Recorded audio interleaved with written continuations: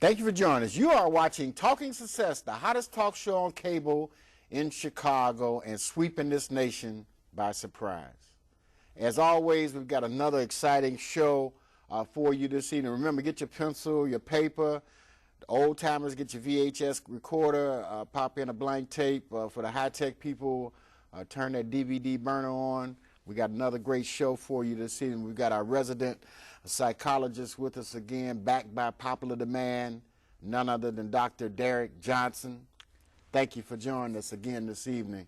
You've got a great topic this evening, and I hope that we, in a way, don't run through it, but you got a lot of information. We're going to talk about, we're going to define a topic, which is fostering resiliency in children, and also you're going to define that for us. Then we're going to look at some of the key personality developmental stages that's necessary for someone to maintain what we like to see here, Talking Success, a high level of resiliency when certain barriers appear. Exactly. And we also want to look at what is the appropriate developmental stages for someone just to develop, in a healthy be way, successful in life. Absolutely. And then we're going to talk about the solutions for those that are underachievers and didn't get all the building blocks, the personality and personal growth and development building blocks. So we got a lot of area to cover, but I'm glad that you did your homework. So tonight's topic is dealing with fostering resiliency. Yes. Basically. Sure. I was looking at the Super Bowl, and they had asked the two teams to describe an adjective that best describes your team this year. And the Giants said resiliency, which by definition basically means overcoming insurmountable odds, seemingly insurmountable odds, circumstances, conditions, or situations to become successful.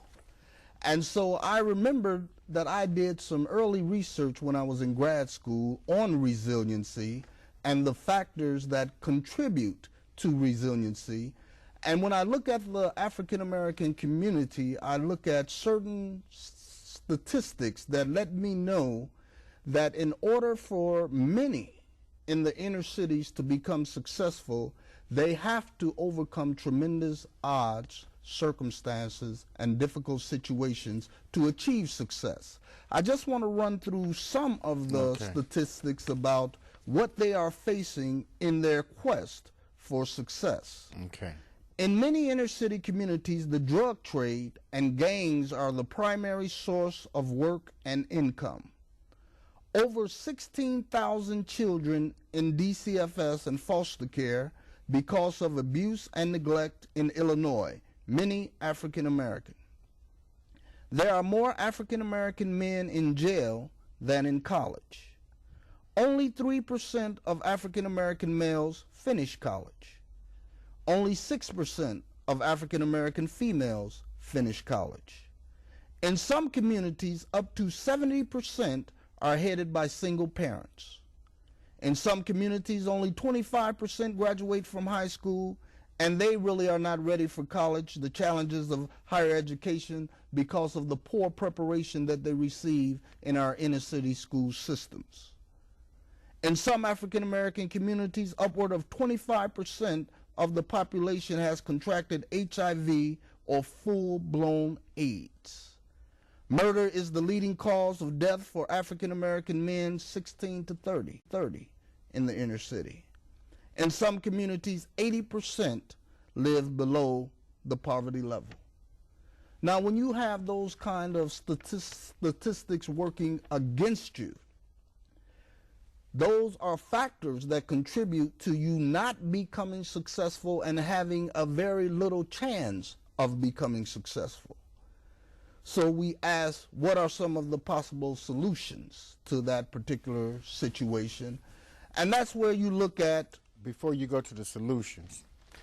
So if we take a child and we could put them in a vacuum and they had all the needed guidance and support from the family, the community, the school institutions, then the topic of the day would not be resiliency, it would just be normal development.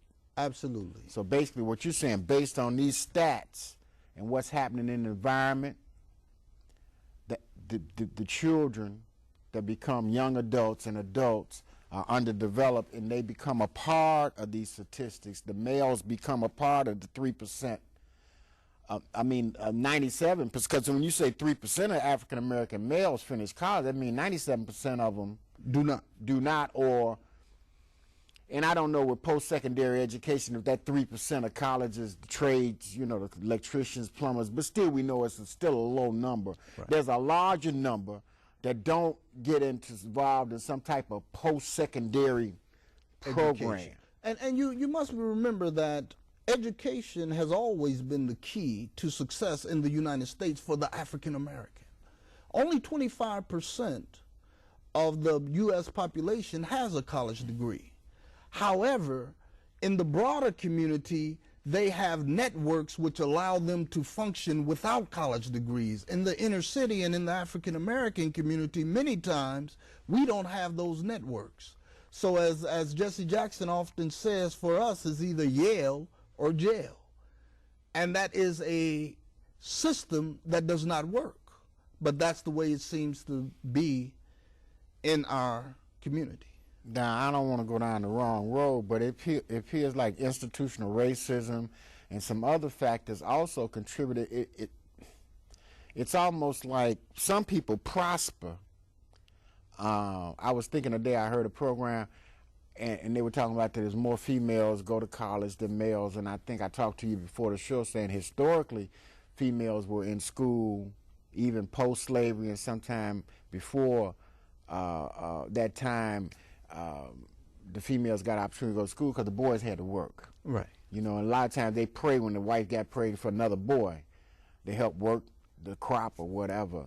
But what we're seeing now is we're in a different millennium, and they don't need the same type of slave that they needed before, and we got a lot of free labor in the prison systems.